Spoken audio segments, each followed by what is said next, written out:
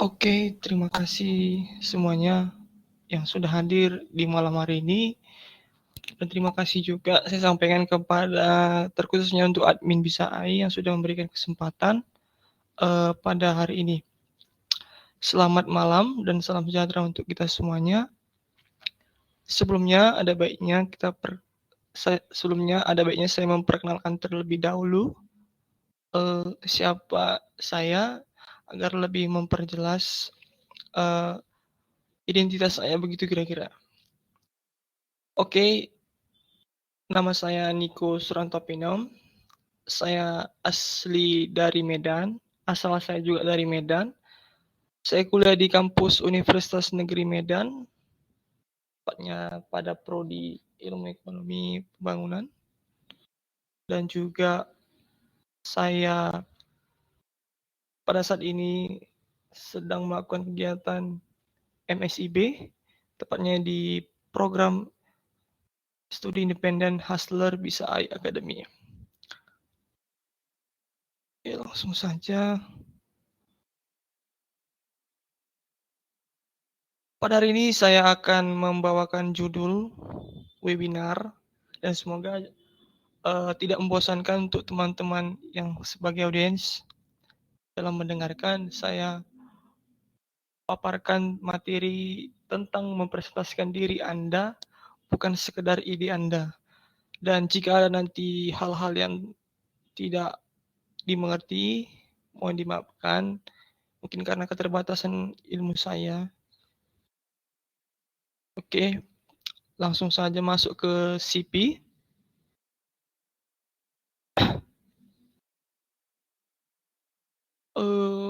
Berikut CV saya sudah tadi dari Medan. Saya juga pendidikannya sebelum mengemban di bangku perkuliahan, saya SMA Sultan Iskandar Muda, Medan, salah satu SMA yang cukup dikenal di sini, di Medan.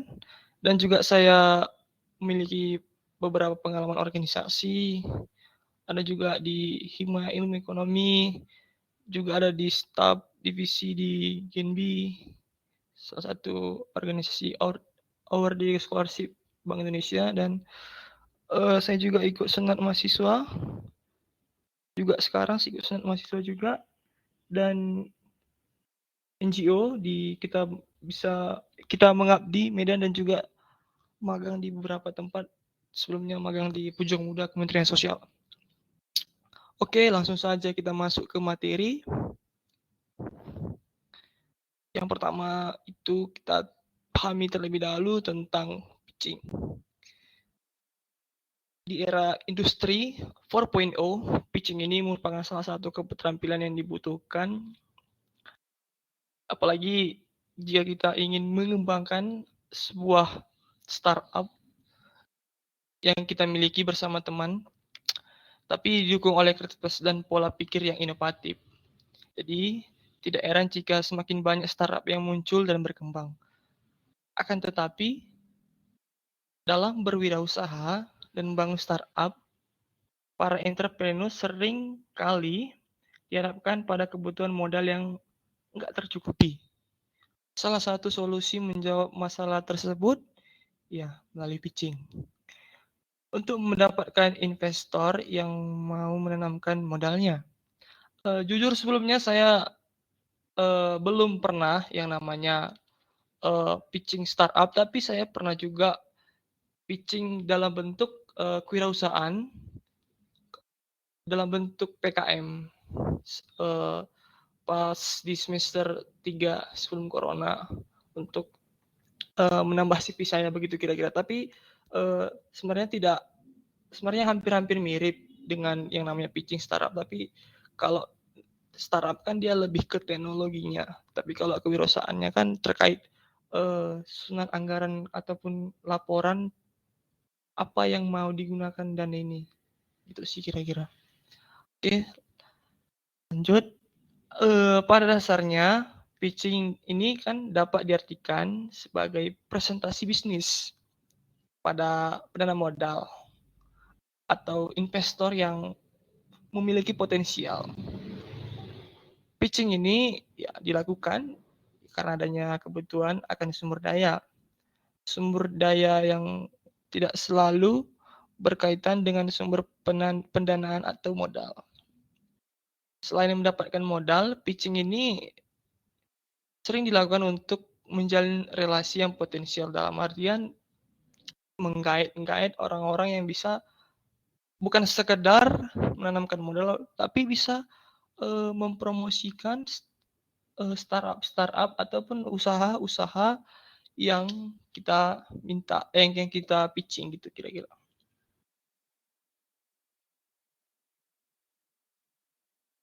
Dan ini juga, pitching ini sebagai ajang melatih soft skill dan menyampaikan ide bisnis di hadapan banyak orang.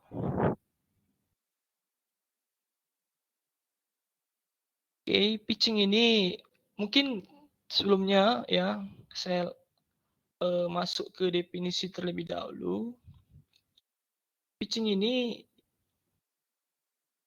adalah suatu hal yang untuk meyakinkan orang lain. Dalam dunia bisnis, umumnya digunakan sebagai kesempatan yang dilakukan untuk meyakinkan pelanggan atau calon klien, partner bisnis, dan calon investor. Biasanya metode yang dilakukan pitching adalah menggunakan ya presentasi simpel, sederhana, ataupun singkat supaya mempengaruhi orang lain akan yakin terhadap ide bisnis kita. Oke, langsung saja masuk ke eh, beberapa kesalahan di dalam pitching. Oke, beberapa kesalahan dalam pitching yang pertama yaitu struktur penyampaian yang kurang. Dalam artian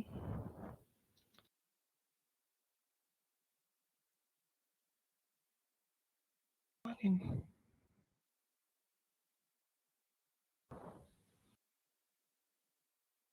Dalam artian strukturnya kurang menarik dan sebelum melakukan pitching ini harusnya ada struktur ataupun alur dalam membuat sebuah pitching serta jangan sungkan untuk meminta feedback dari partner kita dalam startup dan juga alur cerita menjadi salah satu yang penting kalau dalam pitching ini bagaimana kita memperkenalkan produk pada klien khususnya untuk melakukan pitching agar calon klien bisa memahami terkait gagasan, produk atau bisnis yang kita jalani. Ceritakan dengan jelas, runtut, dan mudah untuk dimengerti. Dan yang kedua, tidak melakukan riset secara mendalam. Kesalahan dalam pitching bisnis yang kedua ini adalah kurangnya melakukan eh, banyak literasi lah kalau bisa dibilang, ataupun kurangnya pemahaman terkait apa yang ingin disampaikan. Sebelum memperkenalkan produk pada calon klien, ini risetnya harus mendalam mengenai produk yang bersangkutan. Jangan nanti di saat kita melakukan pitching, menjelaskan produk kita terbata-bata terkait pitching tersebut. Oleh sebab itu, sebelum hari ataupun sebelum melakukan pitching ada baiknya persiapan secara matang. Kalau dari saya melakukannya itu sebulan sebelum melakukan pitching itu harus persiapkan secara dalam agar nanti tidak terbata-bata ataupun tidak kaku ataupun tidak buntu ataupun tidak terdiam dalam melakukan pitching. Terus yang ketiga, terlalu banyak kesalahan, terlalu banyak informasi yang disampaikan. Kesalahan dalam pitching bisnis yang ketiga ini ya pasti juga jangan terlalu banyak informasi yang disampaikan karena kan waktu yang diberikan dalam pitching itu nggak banyak, jadi harus diefisiensikan dalam menyampaikan sebuah ide. Oleh sebab itu, Ya, gunakan waktu secara efektif dan efisien dengan memberikan informasi yang proporsional dan tidak berlebihan, supaya dapat diwujudkan dengan memilah informasi yang akan disampaikan. Dan hindari pula memberikan informasi yang dapat menimbulkan kesalahpahaman ataupun multitafsir. Terus yang keempat, itu ada minimnya latihan presentasi.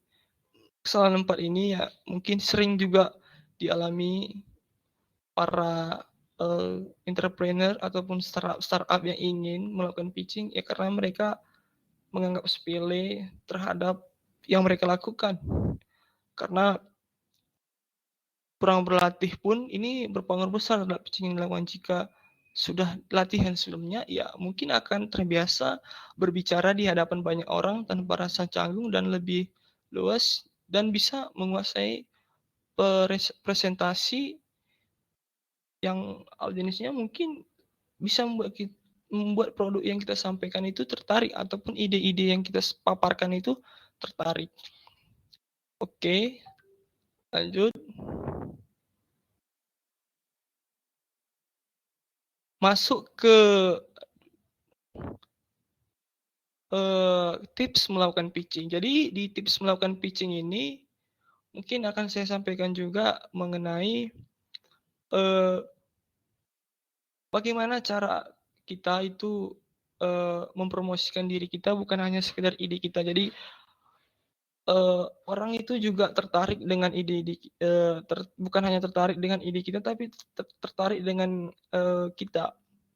Contoh saja misalnya orang yang bisa dijadikan rules model untuk saat ini terkait bagaimana dia mempromosikan dirinya, itu mungkin salah satunya Elon Musk. Dia itu idenya memang sudah ada dari dulu, tapi dia itu mengemas idenya eh, looking forward gitu, bagaimana melihat masa depan. Contohnya misalnya mobil listrik. Mobil listrik itu sebelumnya sudah ada dari dulu, tapi karena kelihayannya ya sering di Twitter itu tweet-tweetnya, jadi orang merasa tertarik gitu terhadap apa yang ditweetkannya gitu. Misalnya mobil listrik ini suatu saat akan dipakai oleh seluruh orang di masa depan uh, dengan membuat sebuah narasi bahwasanya fosil akan mati, orang akan meninggalkan fosil pasti habis.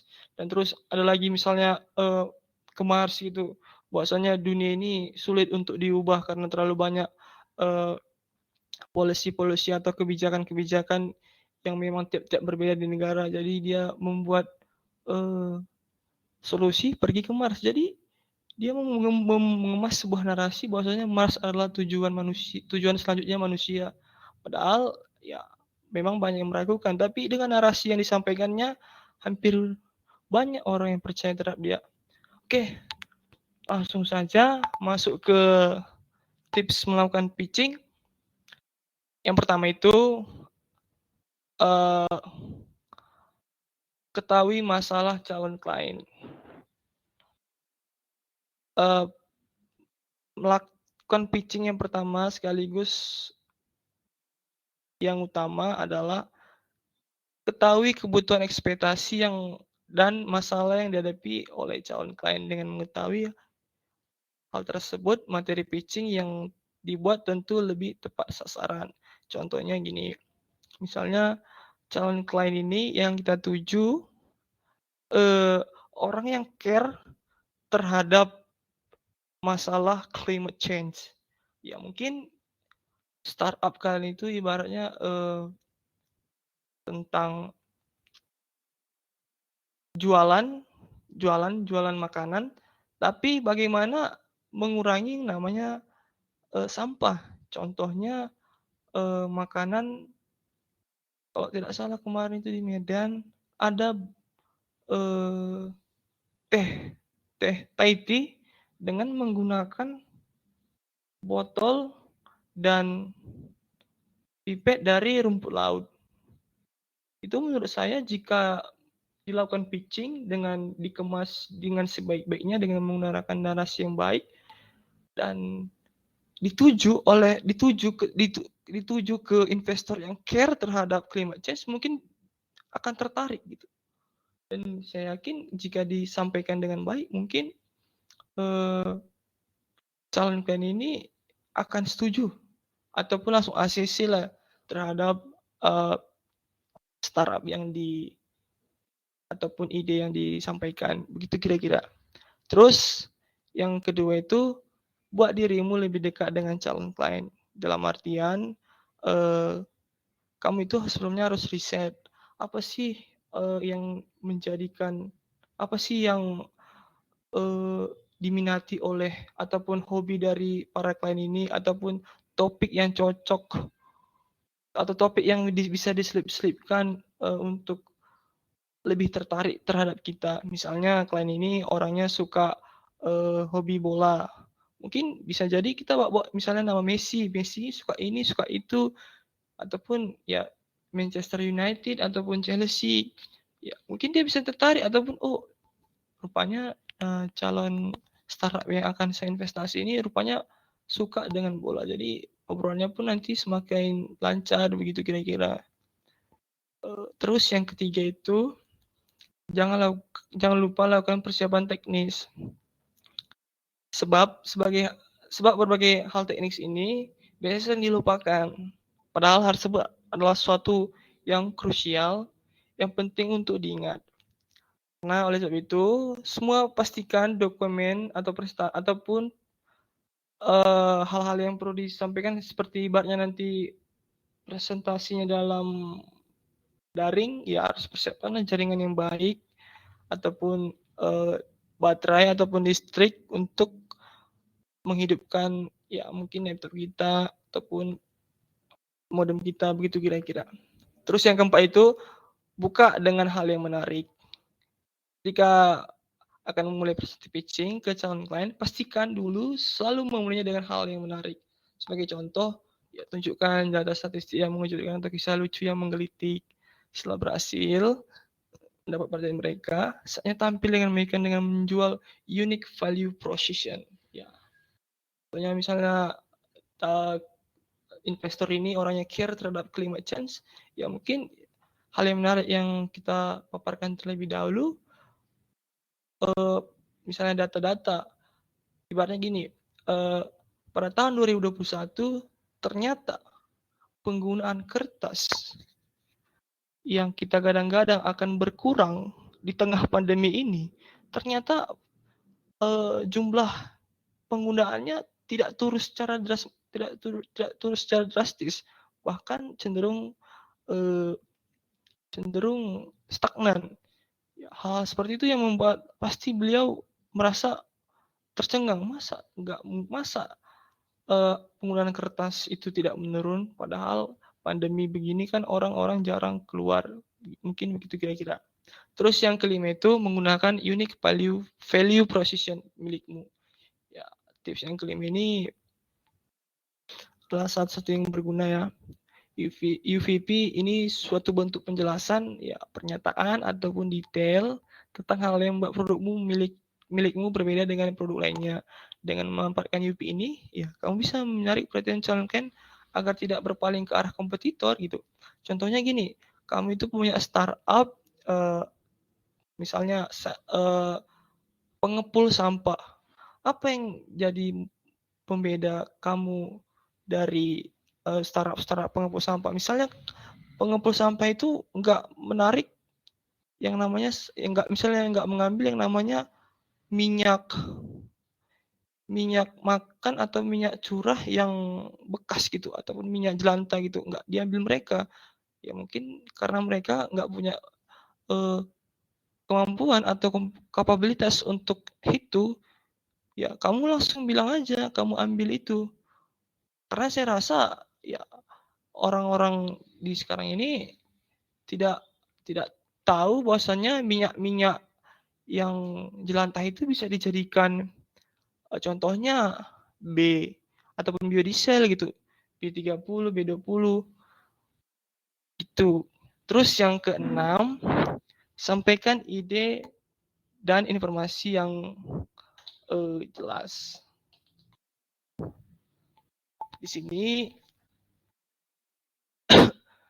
tidak melulu soal konten, cara berbicara juga dapat mempengaruhi penilaian calon klien. Dengan ini, tidak ada salahnya untuk melatih kemampuan public speaking agar dapat menyampaikan ide dan informasi yang cukup jelas. Kembali lagi seperti judul yang tadi, ini mempromosikan diri Anda bukan hanya sekedar ide Anda. Bagaimana dengan narasi yang dibangun, misalnya membuat narasi tentang climate change dengan membuat dengan didukung oleh data-data, itu bisa membuat orang tertarik dengan Anda, ataupun bagaimana Anda rasa sebuah perusahaan itu bisa yang namanya untung gitu. Meskipun ya pada dasarnya saya rasa sih ya nggak bagus sih terlalu berlebihan dalam dalam terlalu mempromosikan diri begitu. Nanti dikira kita terlalu ambisi gitu. Oke. Nomor 7, tunjukkan manfaat produk dengan jelas. 7 ini ya produk dengan jelas. Harus disampaikan apa sih produk-produk yang kita paparkan gitu. Ya, jelaskan gitu, apa sih nanti pasar yang mana dituju, terus bagaimana supaya produk ini laku laris, bagaimana produk ini mengalahkan kompetitor tanpa membakar uang atau tanpa menggunakan modal investor untuk promosi, gitu kira-kira. Terus selanjutnya yang ke-8, gunakan kata ganti orang kedua. Tips melakukan pitching ini ibaratnya mengganti kata orang kedua itu seperti Anda, kamu, teman-teman, saudara, dan sebagainya. Terus yang 9, itu pastikan durasi pitching ini nggak terlalu lama ya. Sama halnya kayak webinar ya. Setidaknya kalau dalam berbicara itu ya sekurang-kurangnya atau semaksimalnya ya setengah jam. Karena kan ada penelitian mengatakan kalau 15 menit setelah orang berbicara ataupun 15 menit orang berbicara, para audiensnya pasti udah tidak terlalu fokus dalam mendengarkannya. Oke, 10 itu akhir dengan CTA atau call to action di akhir sesi pitching. Hal ini memang perlu untuk calon klien mengetahui langkah apa yang selanjutnya harus dilakukan. Tapi CTA juga dapat disiapkan di awal atau di tengah sesi pitching sesuai kebutuhan. Oke. Yang ke-11, jangan lupa follow up. Ya, tips melakukan pitching ini salah satu yang sering dilupakan oleh sering dilupakan oleh para startup karena proses follow up ini adalah tujuannya untuk ketertarikan calon klien atas produk yang ditawarkan. Karena pada proses follow up bisa menjadi salah satu kunci calon klien berubah menjadi klien. Sebab tidak semua orang langsung tertarik pada pandangan pertama, sehingga ada kemungkinan calon klien resmi menjadi klien saat dihubungi kembali. Jadi nggak langsung nanti di tempat itu kita pitching langsung mereka mau, mungkin nanti setelah besoknya ataupun beberapa jam kemudian setelah mereka berpikir mungkin mereka langsung mau jadi jadi klien kita. Makanya itu perlu yang dinamakan dengan follow up. Terus yang keempat,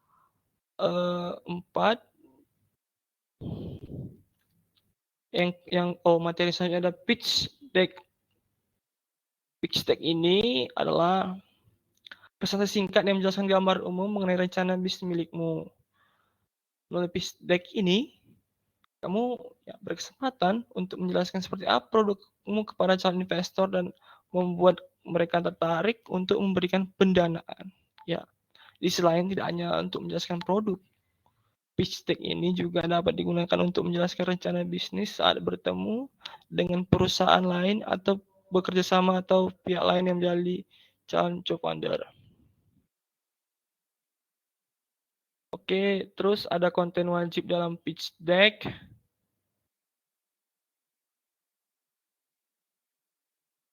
Ya, konten wajib episode ini ya tadi sudah tentang definisinya, terus eh,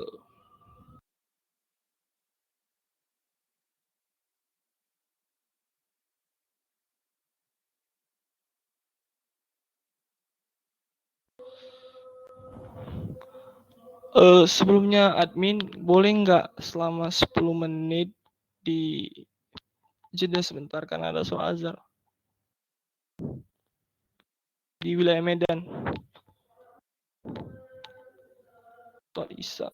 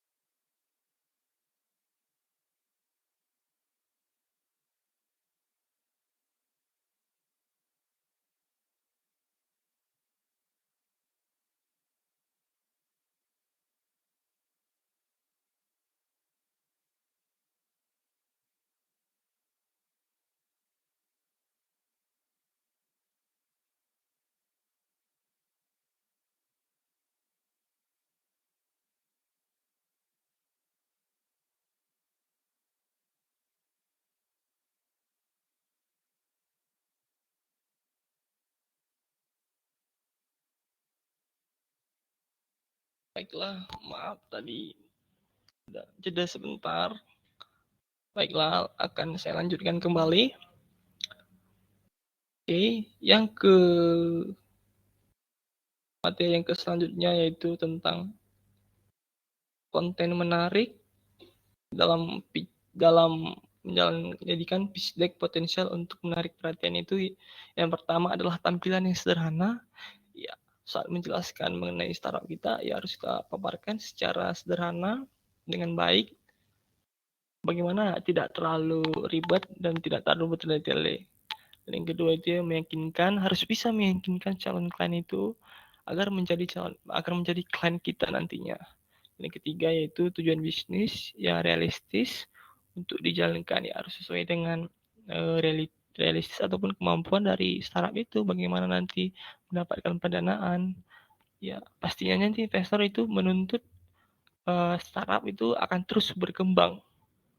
Nah, mungkin investor itu nanti bisa jadi melakukan yang namanya strategi exit ketika nanti sudah besar. Startup itu ya mungkin nanti ya akan exit ataupun keluar untuk menarik modalnya. Oke, yang selanjutnya itu dalam pitch deck itu ada 10 slide dengan konten wajib dalam pilih deck. Itu sebagai berikut. Yang pertama itu judul. Judul itu yang penting. Ya, misalnya judulnya misalnya startup masa kini untuk membersihkan sampah dalam tanda kutip kepul. Itu kan keren. Judulnya nggak terlalu panjang, nggak terlalu pendek. Yang kedua itu permasalahan yang menjadi alasan startup tersebut hadir. Misalnya kepul tadi hadir ya karena mungkin terlalu banyak sampah-sampah yang susah ataupun sampah yang memang sulit didaur ulang, ataupun ya memang masyarakat nggak tahu mau kemana dibuang itu, ya masyarakat cuma tahu ya dibakar. Ya misalnya kepul itu ya memberikan eh, pemasukan untuk masyarakat dari sampahnya misalnya, itu kan bisa menjadi alasan startup itu hadir. Terus nilai lebih yang ditawarkan perusahaan, misalnya eh, value yang diberikan itu eh, untuk kemaslahatan bersama gitu. Ibaratnya nanti startup ini dibawa untuk memperluas jangkauan dalam hal untuk eh, perubahan lingkungan yang lebih baik dan bersih, mungkin itu. Terus besar marketnya bagaimana, terus model bisnis yang dijalankan seperti apa, terus pemasarannya bagaimana, terus analisis terhadap kompetisi yang dijalankan. Jadi harus diberikan analisis bagaimana kompetisi di sini dijalankan. Terus yang kedelapan ada tim manajemen, bagaimana nanti kita paparkan bahwasanya tim kita ini solid dan mau bekerja secara cerdas maupun keras untuk memajukan startup ataupun usaha-usaha ataupun produk yang kita miliki gitu kira-kira. Terus keuangannya bagaimana, misalnya startup ini mungkin untuk saat ini ya masih dalam tahap pengembangan ataupun promosi-promosi. Mungkin nanti proyeksi keuangannya ya mungkin tidak lagi ke promosi, karena kan sudah pasarnya kan sudah dapat. Terus nanti ya pasti nanti yang dicari itu pasti nanti yang namanya profit, nggak lagi yang namanya floating loss, tapi uh, profit taking gitu kira-kira. Terus yang 10 itu apa yang telah dilakukan serta apa yang dilakukan jika mendapatkan pendanaan. Tapi dalam konten menjadikan wajib pitch deck ini dari pitch tertentu dapat disesuaikan dengan kebutuhan informasi yang disampaikan. Oke. Oke, selanjutnya itu akhir dari presentasi saya. Mungkin kesimpulan, mungkin tadi pitching itu sudah disampaikan bahwa pitching ini sangat diperlukan untuk saat ini dalam menemukan ataupun menambah modal sebuah startup. Terus pitch deck tadi bagaimana diperlukan agar dapat meyakinkan para calon klien untuk menjadi klien. Terus ya penutupnya mungkin dengan adanya konsep pitching ini bisa mendatangkan lebih banyak audiens, mulai dari pelanggan, calon investor, atau bahkan partner bisnis. Dan tetapi, ya mungkin pitching ini tidak berjalan mulus dan menghasilkan kerjasama yang menyajikan. Mungkin pasti ada yang memang tidak semua yang seperti kita inginkan lah, pasti ada, gesekan-gesekan lah mungkin, ya. Dengan demikian, penting untuk memahami pengertian pitching dan mengenali dan berhati-hati pada kesalahan pitching, ya. Memperhatikan berbagai tips yang berguna untuk pitching, memahami apa yang dimaksud dengan pitching deck dan memasukkan berbagai konten yang wajib ada dalam pitch deck. Mungkin itu saja yang bisa saya sampaikan. Terima kasih. Mungkin saya bisa menambahkan quotes dari Claude T. Wiesel. Itu ambillah risiko yang lebih besar dari apa yang dipikirkan orang lain aman. Berilah perhatian lebih dari apa yang orang pikir bijak. Bermimpilah dari apa yang orang lain pikir masuk akal. Terima kasih. Mungkin jika materi yang saya sampaikan kurang berkenan, mohon dimaafkan karena keterbatasan ilmu saya dan tidak bisa dapat memuaskan para teman-teman ataupun audiens kalian. Terima kasih. Mungkin jika ada pertanyaan untuk teman-teman bisa di kolom chat. Terima kasih.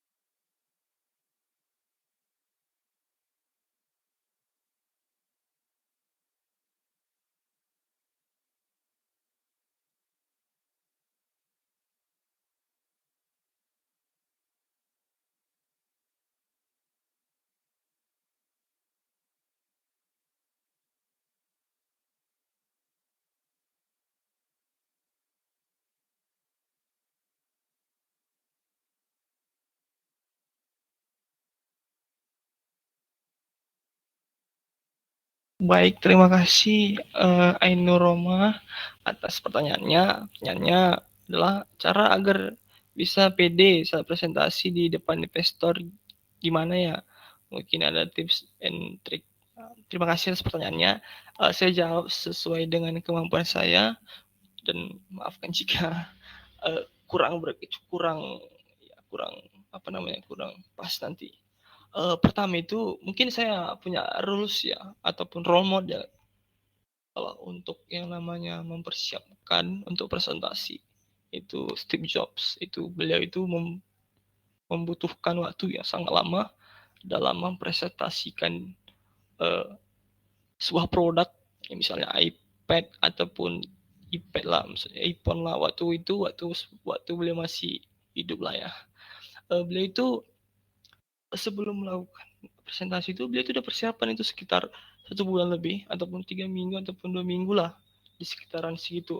Beliau itu ya belajar bagaimana caranya em, supaya nanti public speaking ataupun kata-kata yang disampaikan itu berkenan bagi investor itu mendengarkan misalnya itu ya mendengarkan sebuah radio obrolan ataupun podcast ataupun dulu itu mungkin ya masih seputar radio lah terus membaca buku terus beliau itu mungkin berkali-kali gitu berbicara di depan uh, cermin dengan menatap wajahnya sendiri dan berbicara gitu ataupun beliau itu membuat ibarat ataupun beliau itu berimajinasi uh, di depan matanya itu adalah para orang-orang ataupun investor uh, yang sangat ingin melihat dia untuk mempresentasikan. Jadi beliau itu melatih terus dirinya sendiri dan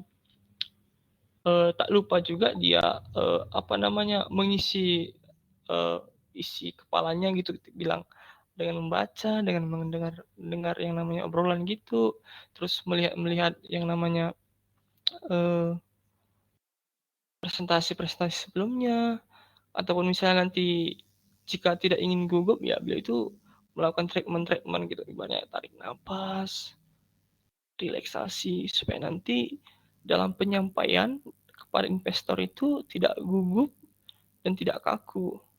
Dan satu lagi ya mungkin materi atau misalnya PPT lah kita bilang ya harus dibuat secara sederhana agar para investor itu dapat mengerti karena kan investor itu latar belakangnya kan berbeda-beda ada yang dari kalangan akademisi ataupun yang kalangan dari ada pebisnis gitu ya mungkin begitu kira-kira Enur bagaimana tanggapannya.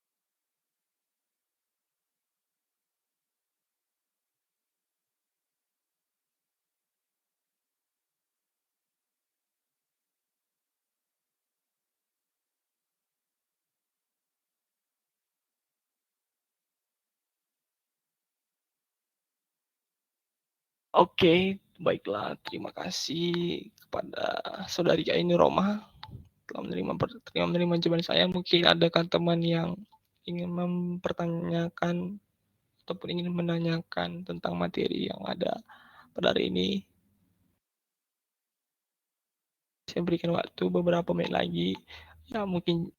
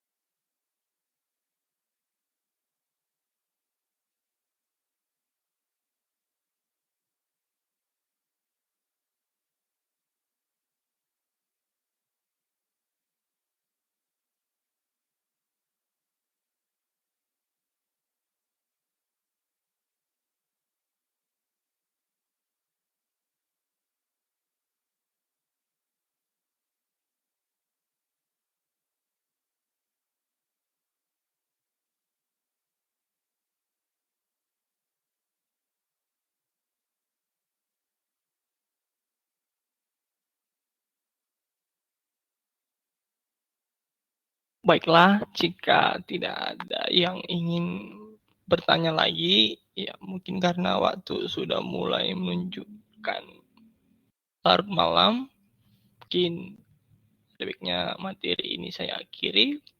Ya, semoga materi yang saya sampaikan ataupun saya paparkan bisa memberikan ilmu bagi kita semua yang ada di sini, eee, berguna untuk kedepannya dan berguna untuk khalayak banyak ataupun kemaslahatan bersama. Ya mungkin demikianlah presentasi saya pada malam hari ini. Jika ada kekurangan mohon dimaafkan. Salam sejahtera dan terima kasih untuk kita semuanya. Oke, terima kasih.